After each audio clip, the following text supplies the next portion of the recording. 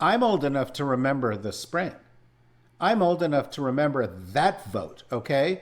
When Chuck Schumer said, don't worry, we'll get him in the fall. And after he let that happen. So, how many strikes does he get, Simon? We're done. We're done. I just want to, I'm going to use, because when I'm with Tara, it reminds me of the things that she's taught me over the last few years in our various conversations, is that what surprises me about what just happened is that I felt that Schumer was actually stepping into his own power, right, to use a Tara phrase, right, and that the Democrats were stepping into their own power. And I don't understand. I still don't really understand what happened. I don't, and I'm sure we're all going to learn more about this in the coming days. And there needs to be much more cogent explanation, to all of us about the logic. And I understand that, people didn't want to see people suffering, and I understand all that. Like, I get it. And the suffering was real, and the air traffic control system was starting to crumble, and people were missing their third paycheck, and soldiers were going hungry in Germany, and all these things. This was all real. But, we have to make a decision as a family, right, about where we really understand this moment in history to be. And I think one of the things that we should be demanding, those of us who are disappointed, is that, historians like Ruth Ben Guyot and Heather Cox Richardson and Jason Stanley and others need to be coming in and sitting down with the Senate Democrats and walking them through this basic challenge that we have now, right? Which is that there are two lessons from history that live in my head every day. One is you appease a dictator, they take more. But the second one is that if we don't hang together, we're going to hang separately. That we have to, as Tara said, keep this thing together. And that this makes it harder for us to keep it together. And that is why we have to do both of these things simultaneously, which it sometimes may be in tension with one another. But in this case, we also appeased a dictator, and we also made it harder for us to keep our side together, because the way they win, and they win for 10 years or 20 years and not 2 years, is if we splinter and if we factionalize and if we view each other as the problem and not Trump, and keep our eyes. This is why what Tara is saying is so important, is that we have to keep our eyes on what the real problem is in the country, which is them. And we have to, figure out how to get along. And to your point, David, last week, we were embracing the rainbow in the Democratic Party, right? We had Mandami winning, right? We had, national security Democrats winning. Gavin Newsom won out in California. Everybody won. It was a big, happy family.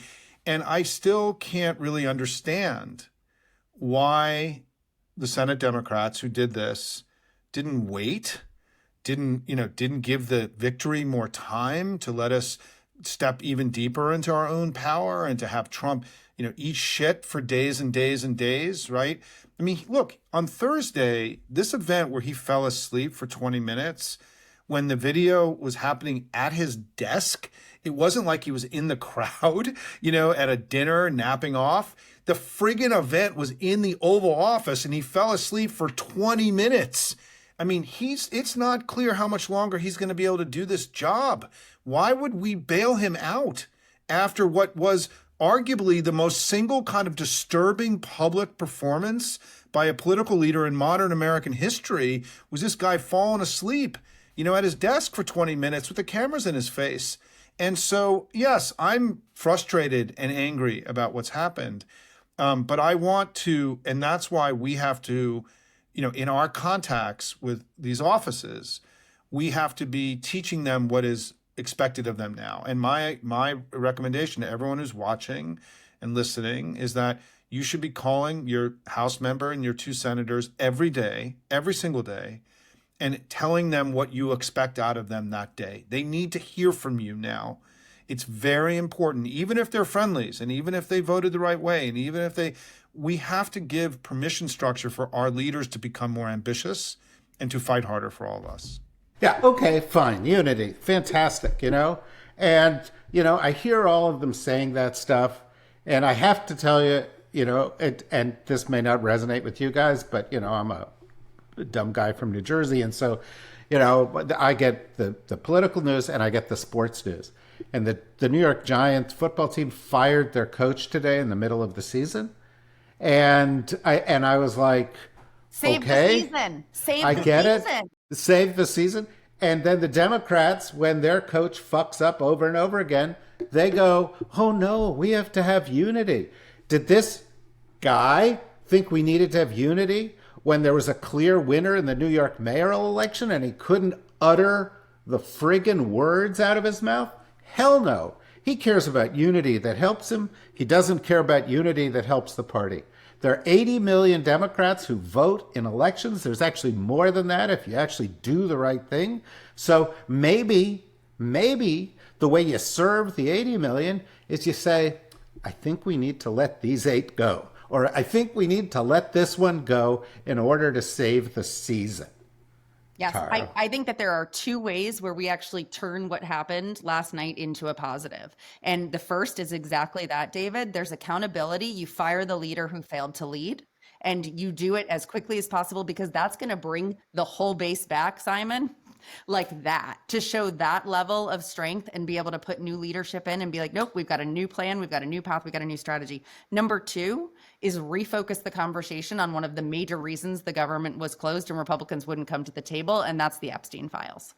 And I know that that's not the most important issue facing Americans today, but let me tell you, it is the most effective conversation and issue to be talking about to put Trump and the White House and Republicans on defense. They have to swear Adelita in, who won her special election in Arizona and still has not been sworn in. She is the last signature needed to be able to get the resolution passed, to release the Epstein files. That needs to be agenda number 1 when they call the House back in session. But come on. Wait, David, but hear me out. They're not going to release the Epstein files, even if they vote for it.